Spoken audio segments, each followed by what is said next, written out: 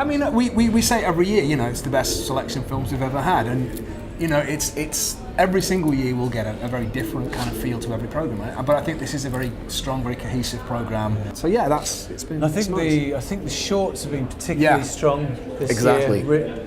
Really, really good. In fact, the most enjoyable 2 hours so far for me have been the shorts. It was a very, very tough year actually. The selection process for the shorts in particular was very tough because we had some extraordinarily high-end shorts with extraordinary production values and beautiful visuals. And then imagine our surprise when the best three of the best are half an hour each. They were. And it's like, my goodness, we can't lose any of them. No. What are we going to do? So then, of course, we bend Sim's ear.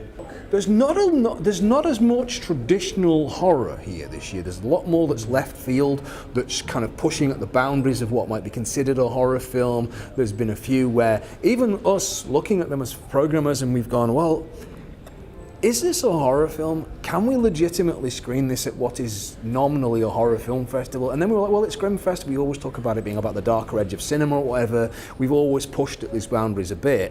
And we'll show the mainstream horror, we'll show the monster movie, we'll show that. But we've always shown stuff that's been more independent and more left field. And we've just had more of that this year. Trashfire and Director's Cut. I mean, Director's Cut, which is a fantastically funny. Very high-end cast. Very high-end cast.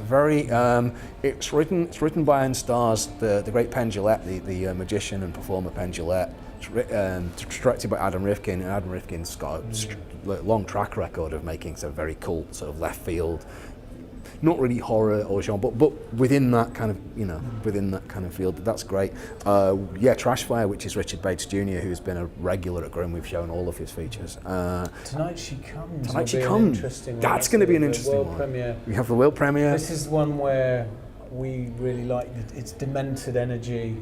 We've got the director here. I think it'll be really interesting to see what happens. The music score, I think, it's very eccentric. The guy who did the music has done the music for 2 other films, I think, that we're showing here. But yeah, I think, as I say, this year I think we've got a very strong program. We've got some old friends coming back from films we've had before, like Richard Bates, obviously.